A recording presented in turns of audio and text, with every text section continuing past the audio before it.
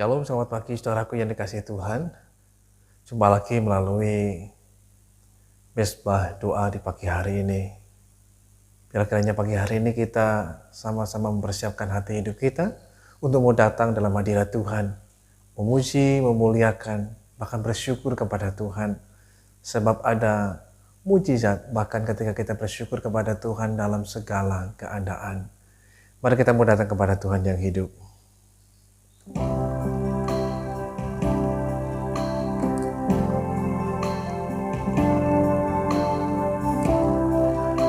Haleluya. Terima kasih Tuhan. Mari kita mau tinggikan nama Tuhan, kita agungkan Dia, Raja segala raja, Tuhan yang Maha Kuasa.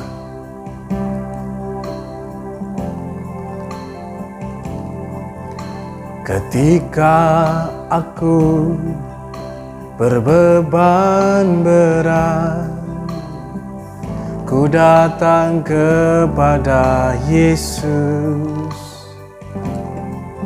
Dia berikan damai dan sukacita,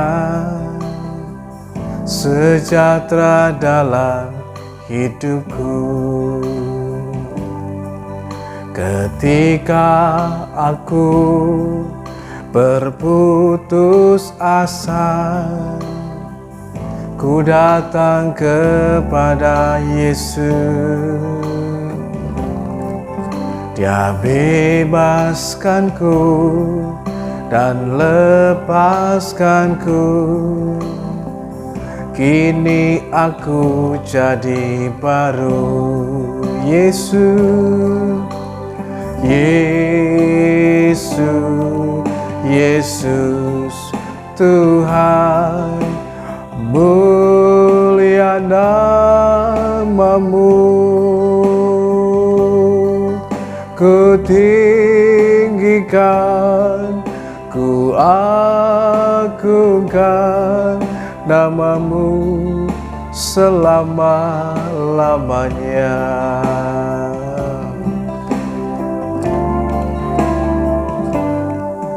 Ketika aku berbeban berat, ku datang kepada Yesus, Dia berikan damai dan sukacita, sejahtera dalam hidupku. Ketika aku berputus asa, ketika aku berputus asa, ku datang kepada Yesus, Dia bebaskanku dan lepaskanku. Kini aku jadi baru. Yesus, Yesus Tuhan, mulia nama-Mu. Ku tinggikan, ku tinggikan, ku agungkan nama-Mu selama-lamanya. Yesus, Yesus, Yesus Tuhan, mulia nama-Mu.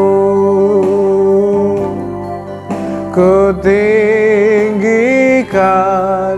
ku agungkan nama-Mu selama-lamanya.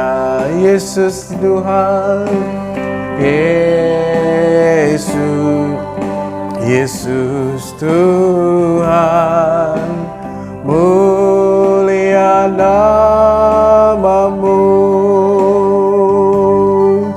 Ku tinggikan, ku agungkan namamu selama-lamanya. Saudaraku yang dikasihi Tuhan, kalaupun mungkin di hari ini kita masih memiliki beban yang begitu berat dalam kehidupan setiap kita, bahkan rasanya ingin berputus asa atau hilang pengharapan, melalui pujian ini kita diingatkan kembali, mari kita datang kepada Yesus. Dia akan memberikan damai sejahtera yang melampaui segala akal, akan diberikannya kepada kita. Bahkan Dia memberikan sukacita dan sejahtera, sehingga sekalipun mungkin kita menghadapi tekanan, cobaan, bahkan mungkin beban dalam kehidupan kita, tapi kita dapat melewatinya tetap dengan damai sejahtera, dengan sukacita yang daripada Tuhan. Dia akan membebaskan, Dia akan melepaskan dan memberikan kelegaan buat setiap kita. Mari kita mau datang kepada Tuhan. Katakan dengan imanmu, Yesus, Yesus Tuhan. Yesus, Yesus Tuhan, mulia namamu. Ku tinggikan, ku agungkan namamu selama-lamanya. Yesus Tuhan, Yesus, Yesus Tuhan, mulia namamu. Ku tinggikan, ku agungkan namamu selama-lamanya. Ku tinggikan, ku tinggikan, ku agungkan namamu selama-lamanya. Oh, kami tinggikan namamu Tuhan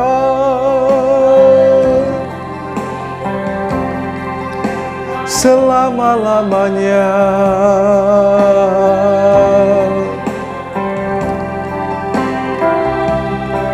Betapa hati kami bersyukur,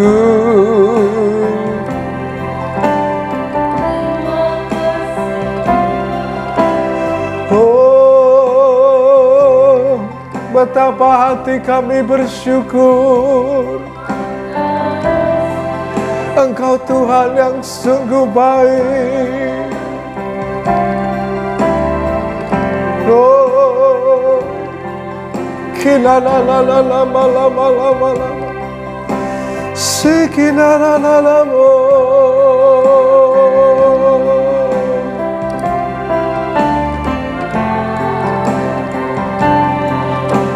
kiara-lama-lama-lama. Oh, angkat hatimu, bersyukurlah, berserulah. Oh, rapatakan lama-lama-lama-lama se. Ini adalah matakan lama. Sikinara lama-lama-lama. Kita kana lama-lama-lama-lama-lama-lama. Ko rapatakan lama yasi. Terima kasih Tuhan Yesus. Terima kasih Tuhan Yesus.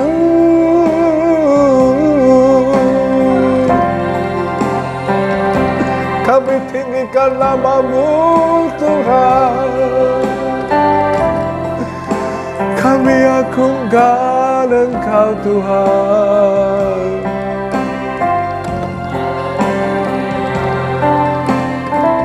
Kiara lama-lama-lama. rapatakana nanamu, rapatakana lama kase. Oh, rapatakana nanamu.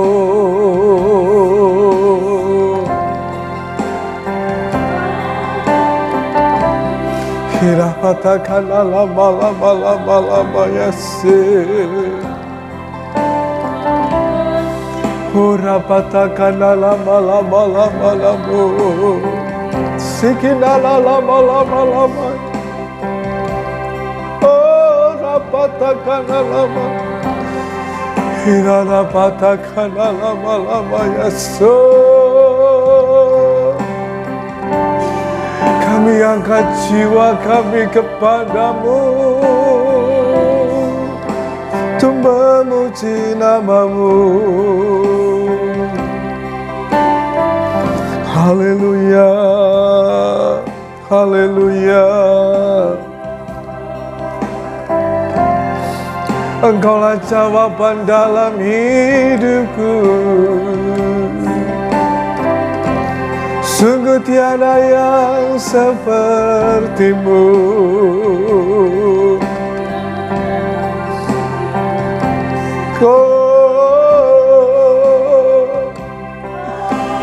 Sikina lama ya lama se.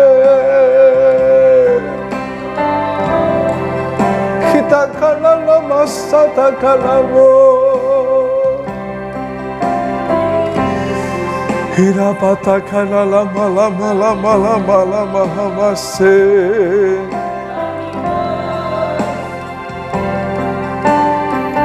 Haleluya. Engkau sungguh baik. Engkau sangat baik. Kasih setiamu kekal selamanya.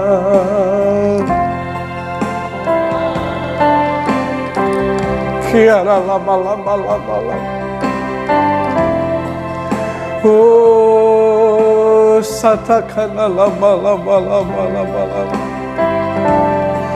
Terima kasih Tuhan.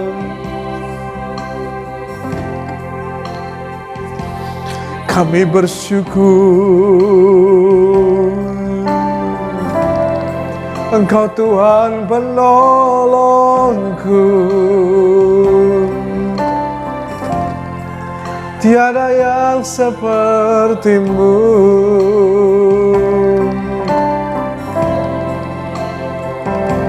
Terima kasih Tuhan.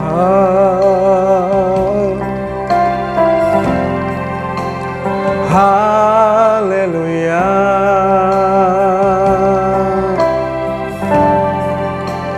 Ku bersyukur.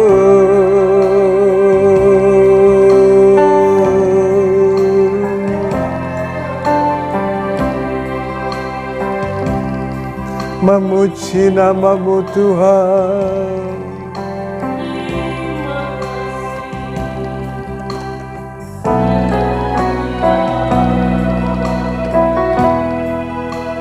Hanya dekat Allahku,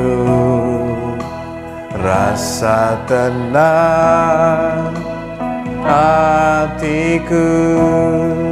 Kau sertai jalanku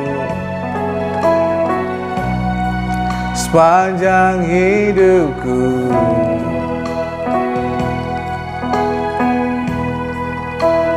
Hanya dekat padamu ada kekuatan baru. Kaulah perlindunganku, keselamatanku.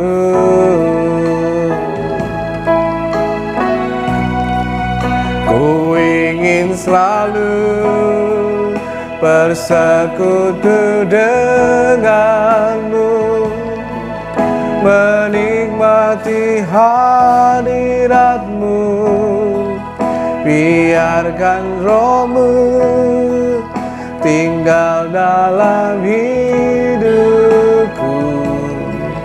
Sungguh indah bersama-Mu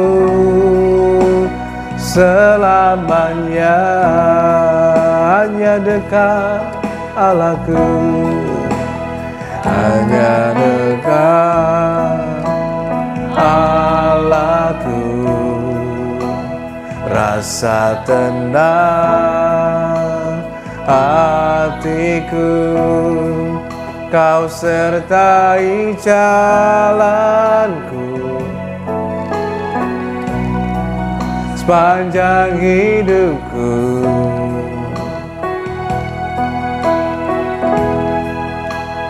Hanya dekat padamu ada kekuatan baru. Kaulah perlindunganku, keselamatanku.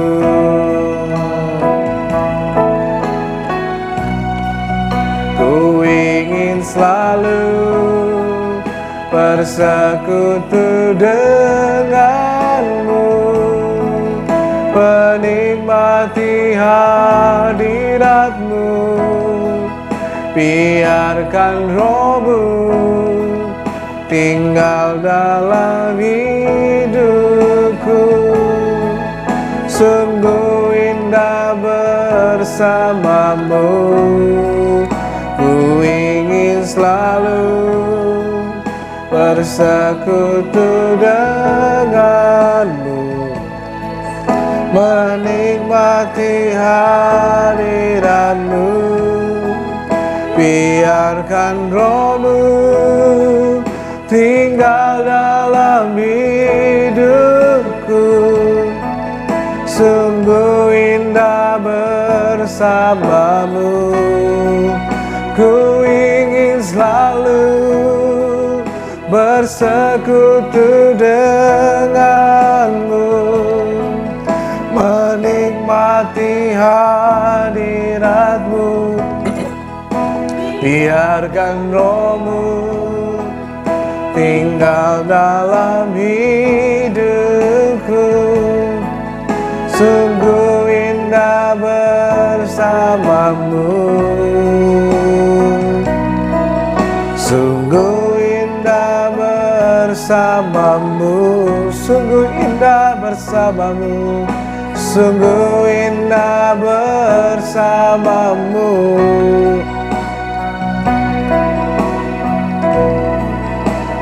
Selamanya,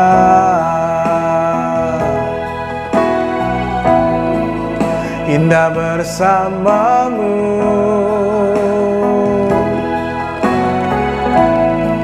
tinggal dalam hadirat-Mu, bersekutu denganmu. Kami menyembah-Mu,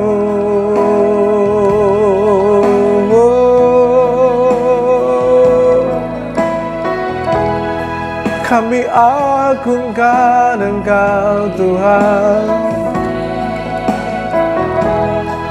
kami tinggikan Engkau Bapa. Oh,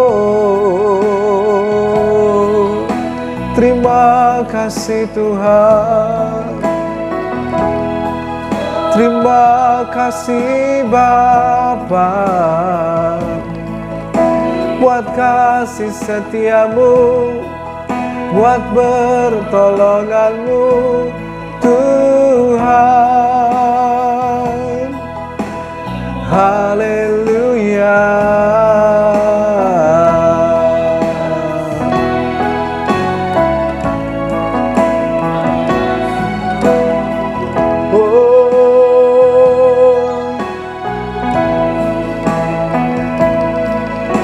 Kami memuji-Mu, Kami menyembah-Mu Tuhan.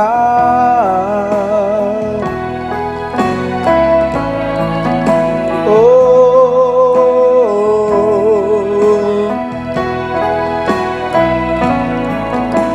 hinara lama-lama se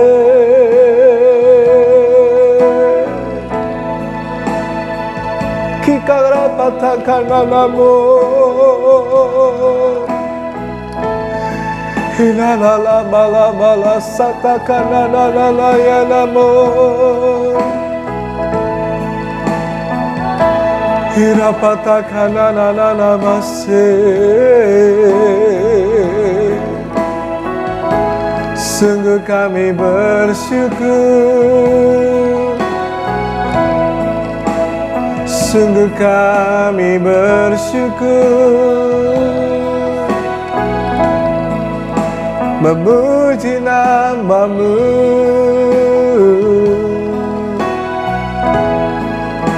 menyembah-Mu.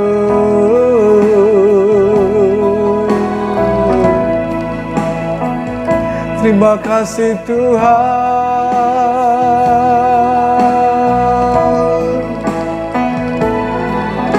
Haleluya.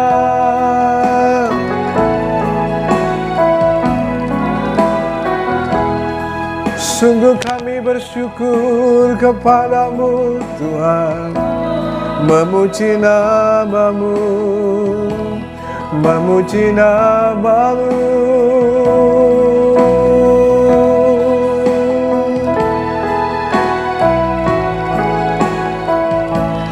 Haleluya.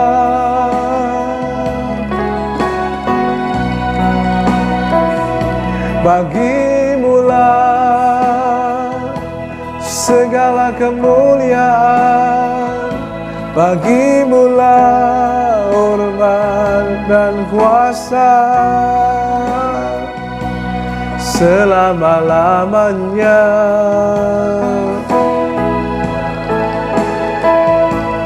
Selama-lamanya.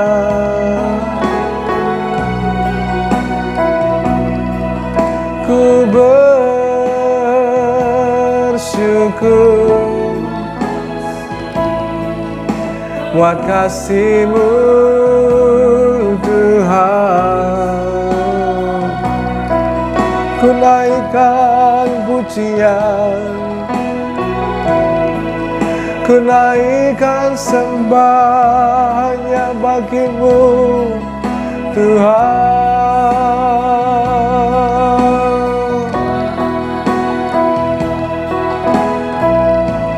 Hiara lama-lama se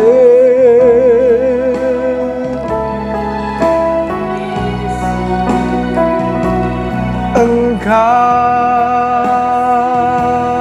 baik, sangat baik, kasih setia-Mu selama-lamanya, kasih setia-Mu Tuhan. Sungguh ku bersyukur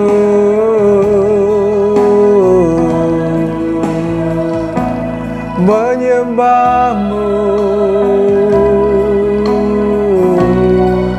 Ku ingin selalu bersekutu dengan-Mu, menikmati hadirat-Mu.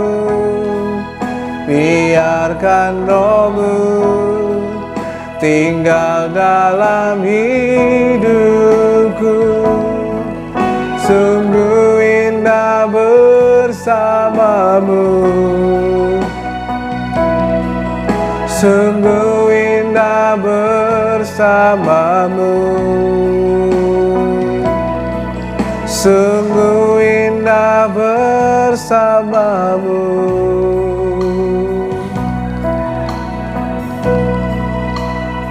Selamanya. Saudara Saudaraku yang dikasihi dan diberkati Tuhan, terkadang atau bahkan seringkali orang mengatakan bahwa muda kaya raya, hidup foya-foya, pesta pora, hura-hura, kemudian tua, mati, masuk surga. Sehingga kalau saya ingat orang mengatakan ini, maka orang biasanya menjawab, kok enak sekali, memangnya surga ini punyanya bapakmu. Nah, saudaraku yang dikasihi Tuhan, melalui firman Tuhan hari ini kita diingatkan kembali dalam kehidupan kita bahwa apa yang kita lakukan selama kehidupan kita di dunia ini akan sangat menentukan akan apa yang akan terjadi di kehidupan kita yang selanjutnya.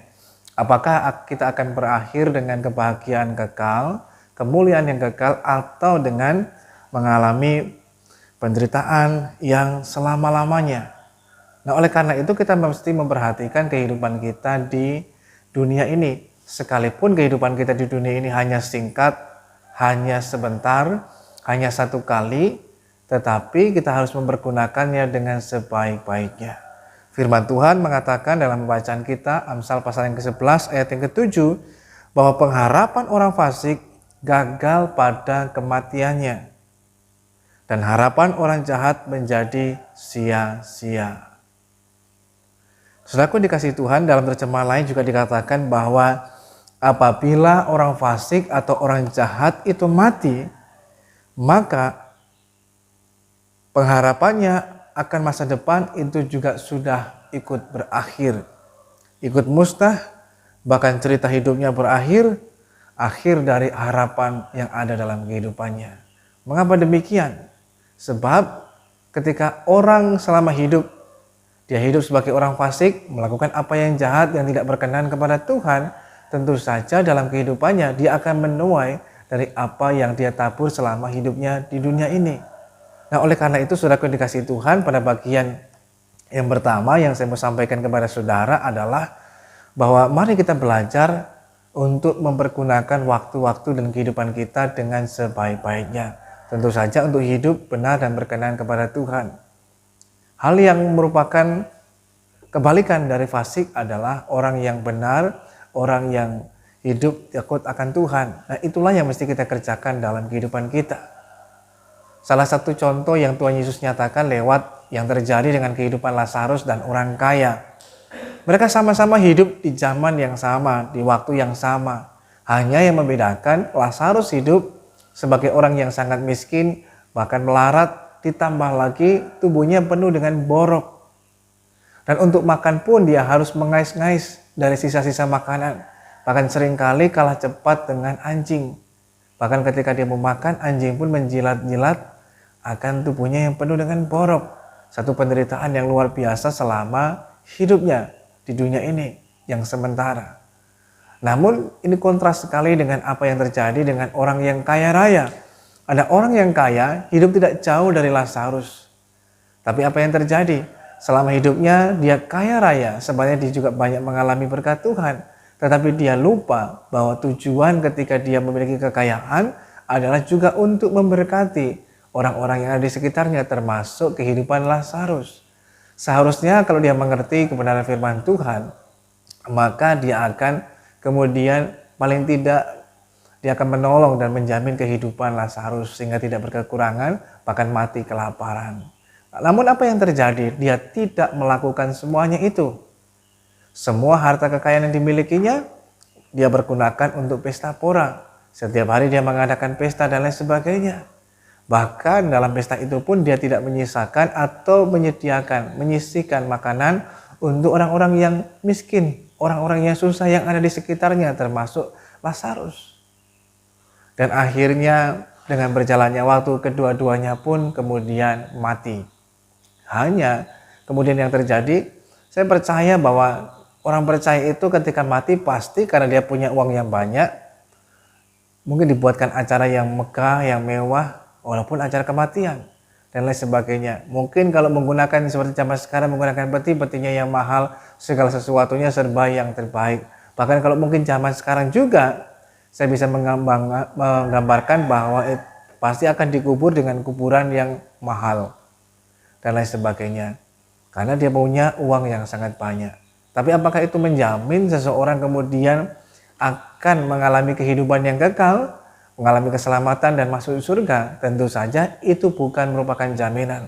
Acara kematian yang mewah, megah, atau bahkan kuburan yang mahal sekalipun, itu tidak menjamin seseorang masuk surga atau mengalami keselamatan.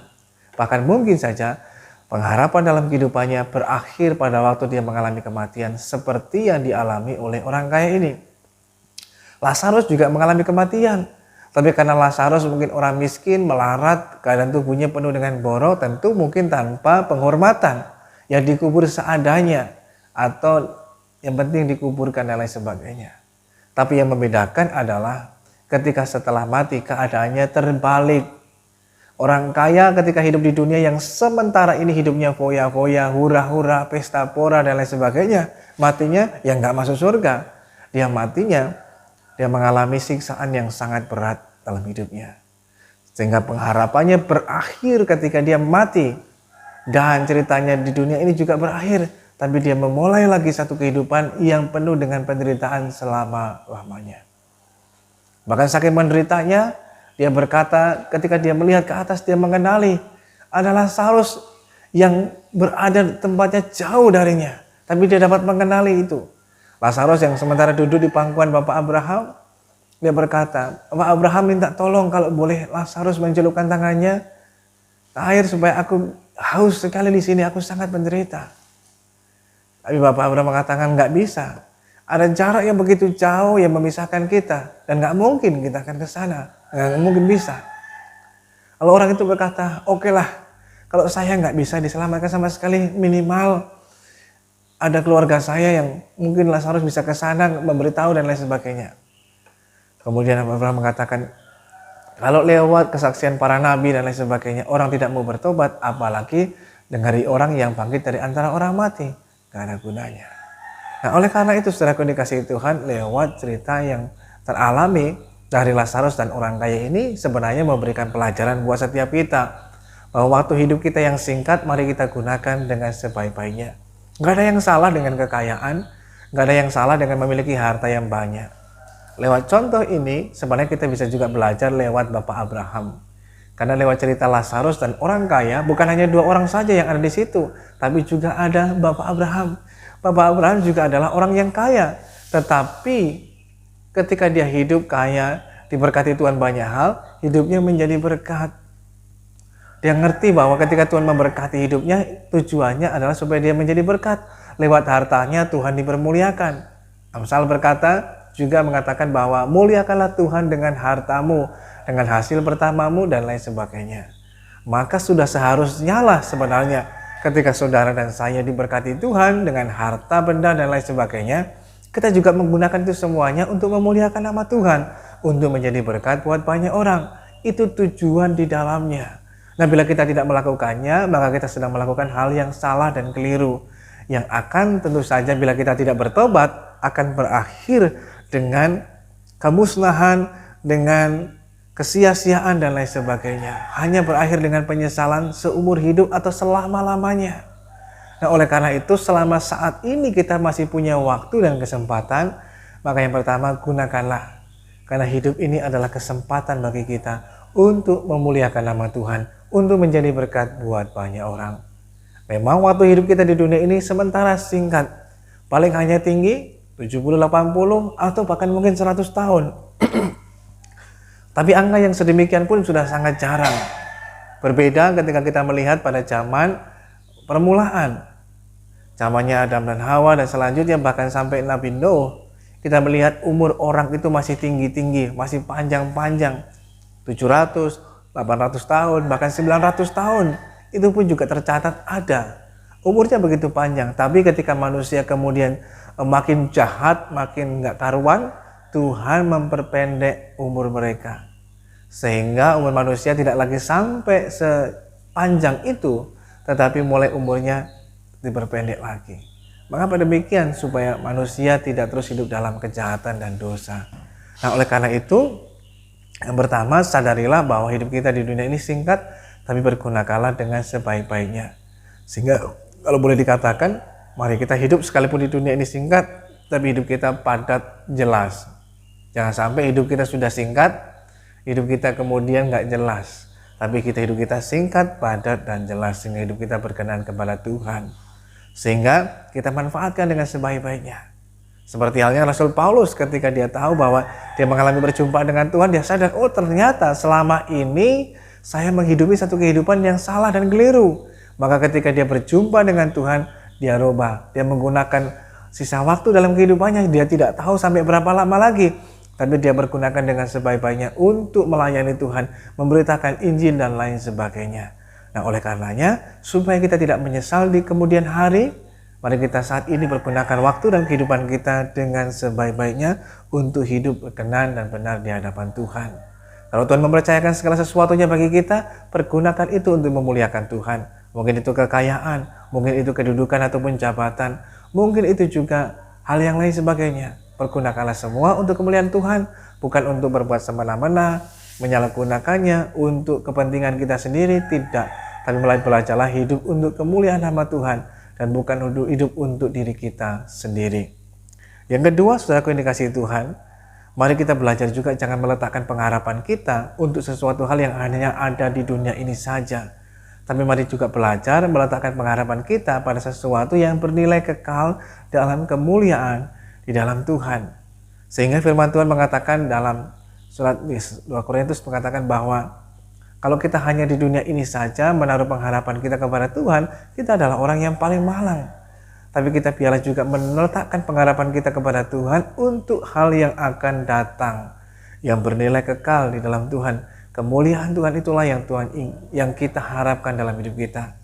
Jadi jangan hanya sekedar berharap untuk minta pertolongan Tuhan, kesembuhan, berkat dan lain sebagainya, boleh-boleh saja. Tapi kalau hanya itu saja yang menjadi pengharapan kita, maka kita adalah orang yang paling malang. Tapi kita mau belajar berharap Tuhan Yesus mati buat setiap kita, supaya kita punya pengharapan bukan hanya di dunia ini saja, tapi juga untuk punya pengharapan di masa yang akan datang, kehidupan yang kekal yang Tuhan berikan buat setiap kita. Itu sebabnya dia mau turun ke dunia, mati di atas kayu salib, menderita buat kita semuanya, supaya kita punya hidup yang kekal di dalam Tuhan. Dan itulah yang menjadi pengharapan kita. Itulah yang menjadi tujuan dalam hidup kita. Sehingga kita mengarahkan pandangan kita juga kepada sesuatu yang bernilai kekal. Bagian yang terakhir dari firman Tuhan ini kita bisa belajar, saudaraku yang dikasihi Tuhan, bahwa selama hidup kita mari belajar meninggalkan hal-hal yang fasik, yang tidak benar di hadapan Tuhan, dan mulailah belajarlah hidup yang benar di hadapan Tuhan. Firman Tuhan juga mengingatkan dalam surat Galatia bahwa tanggalkan manusia yang lama, matikan kedagingan, dan kita mulai belajarlah hidup dalam kebenaran dengan mengikuti pimpinan Roh Kudus Tuhan dalam kehidupan kita. Sehingga seperti Paulus mengatakan, hidupku bukan aku lagi, tapi Kristus Yesus yang hidup di dalam aku. Kita tahu bersama bahwa akhir kehidupan orang fasik, orang yang jahat, sekalipun mungkin selama hidup di dunia mereka kelihatannya punya segala-galanya, tapi begitu mereka mati, semuanya musnah, semuanya berakhir. Cerita mereka tamat, selesai sampai di situ, dan mereka memulai satu kehidupan yang penuh dengan penderitaan. Namun berbeda dengan kehidupan kita orang yang percaya kepada Tuhan, yang hidup di dalam Tuhan, mati di dalam Tuhan, kita punya cerita yang berbeda. Ibaratnya kalau sebuah cerita di film ataupun di sinetron, dan akhirnya mereka berbahagia untuk selama-lamanya. Wah, ini akhir cerita yang sangat menarik untuk diperhatikan, dan itulah sebenarnya akhir cerita kehidupan orang yang percaya. Ketika mereka mati, sebenarnya mereka sedang berpisah dengan hidup yang sementara ini, dan mereka masuk pada kehidupan yang kekal di dalam Tuhan. Mereka akan bahagia kekal selama-lamanya. Mereka akan bersuka cita dalam kemuliaan selama-lamanya. Sedangkan orang yang tidak hidup di dalam Tuhan, hidup dalam kefasikan, mereka akan mati dan berakhir dengan penderitaan. Hanya ada teratap tangis, kertak gigi, dan lain sebagainya. Karena itu bagian yang terakhirnya, saudara dikasihi Tuhan, mari belajarlah hidup berbuah bagi Tuhan, agar hidup kita sungguh-sungguh berguna dalam kehidupan ini, walaupun hanya singkat dan sementara, tapi sungguh-sungguh hidup kita sangat berguna, berdampak, memberikan pengaruh yang sangat baik. Kiranya Tuhan memberkati kita sekalian. Mari kita mau datang kepada Tuhan. Tuhan Yesus, kami merendahkan hati kami di hadapan-Mu Tuhan. Kami telah mendengarkan firman-Mu pagi hari ini, sungguh sangat memberkati kami dan mengingatkan kami semuanya. Agar dalam perjalanan kehidupan kami belajar Tuhan.